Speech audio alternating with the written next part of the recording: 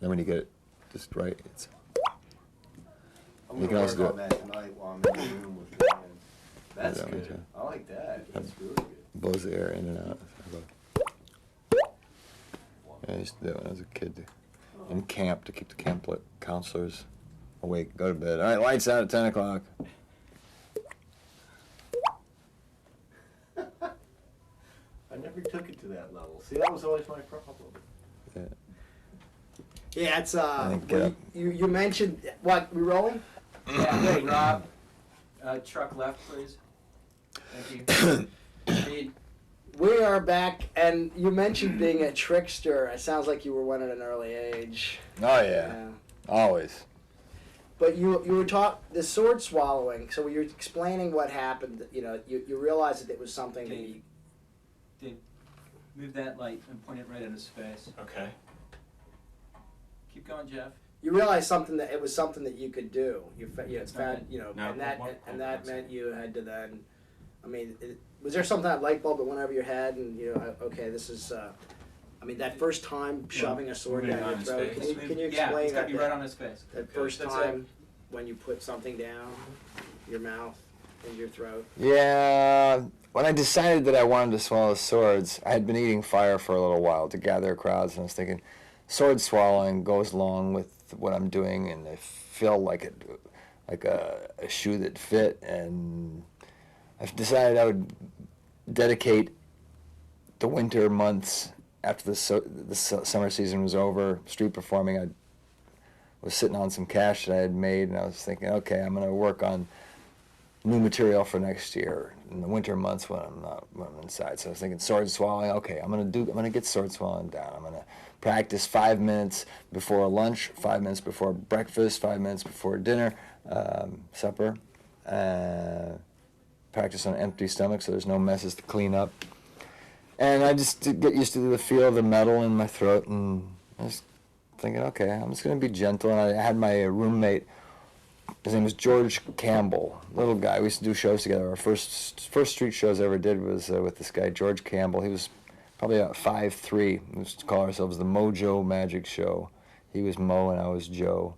And we got these mojo jokes and keep the mojo working, put the money in the hat, folks. And anyhow, I'd have him stand above me and look down my throat and ask him, can you see what's going on? Can you see anything opening? And, you know, hold a flashlight there, tell me what you're seeing. And I'm trying to relax and open this up. And I was thinking, you know, I want to make sure there's somebody in the house in case I get hurt while doing this, and help get me to the hospital if I need to. I don't know what's happening. You know, I'm sticking swords down my throat. I don't have a teacher, nobody to help me. I'm thinking, all right, keep them dull, keep them a little bit blunt, keep them clean. If I scratch myself, what am I going to do? How do I clean? How do I heal myself? What are ways? Natural medicine, I had been interested in natural healing methods for years before that. And vitamin E and aloe vera and things for healing internal cuts and scratches and ulcers, and I'd done some studying on that. But what was the first thing you put down? Rob, truck left, please. What was the first thing you put down? Did you go get like a utensil, a kitchen utensil, or? No, I remember when I was a kid taking a spoon after seeing a sword swallower at a carnival. I took a spoon and I held onto the handle of the spoon. And I stuck that back there and I tried it and I gagged. And I didn't try it again for years. And then this was when I was 25 when I started swallowing swords. And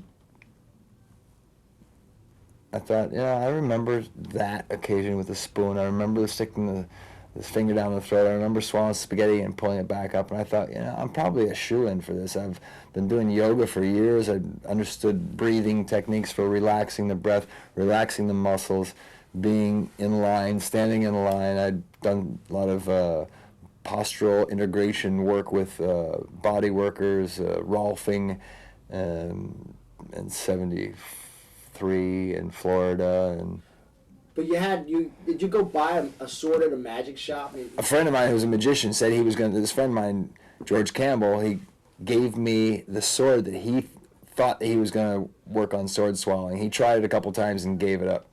He said, no, I can't do this. And he said, I had been practicing with a coat hanger. And he said, I have another sword here, a little sword that I was going to use. And I took a look at it, and one of the things that you have to watch out in sword swallowing, that there's writings and that warn about this. They're very obscure writings that you can find where always make sure that the blade is affixed to the hilt really good. Don't swallow anything with a hilt that isn't wider than the mouth, because if peristalsis pulls it out of your hand or the sword, it can drop down inside you, and they have to cut you open to get it out. So I drilled holes through the blade and the hilt, the handle. So I put brass pins in it, so I knew that it was solid and it was no way it was going to come out. I cleaned up that little sword, and it had a little curl. It was like made in Toledo, Spain. It had some cheap rhinestones on it. But it was kind of dressy and showy. Had about a 15-inch blade on it, and that was the first sword that I swallowed, and that was in my show for years and years. And it was cheap pot metal, and it broke, and I'd glue it back together, epoxy it back together. Then I got another sword that was grooved on both sides, fullered. It's called a fullered blade. And I noticed that the two of them fit on top of each other good, so I could do two swords at once. And then I found a third sword that was diamond-shaped, and that diamond shape laid on top of the other side of the fullered edge, so I could put three swords together and do the sword sandwich. And I did that for years, and not one, not two, not four, not five, but that's right, 3 swords.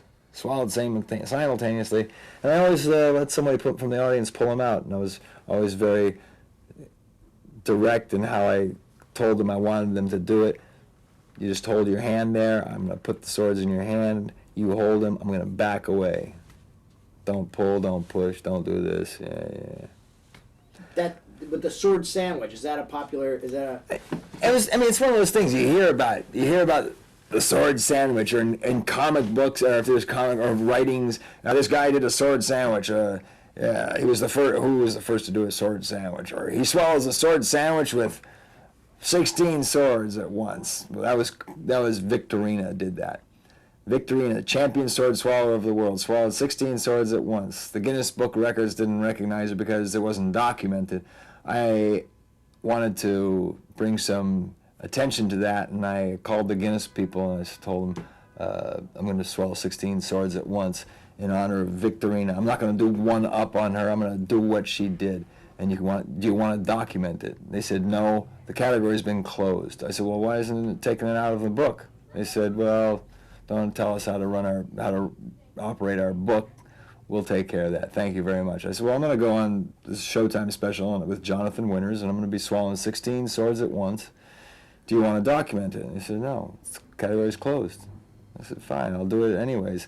And if you leave it in the book, then the information on sword swallowing is going to be wrong. And if it's wrong on sword swallowing, how many other things is it wrong on? Aren't you concerned that people are going to wonder, are the facts correct here for the Guinness Book? And they didn't like me too much for that.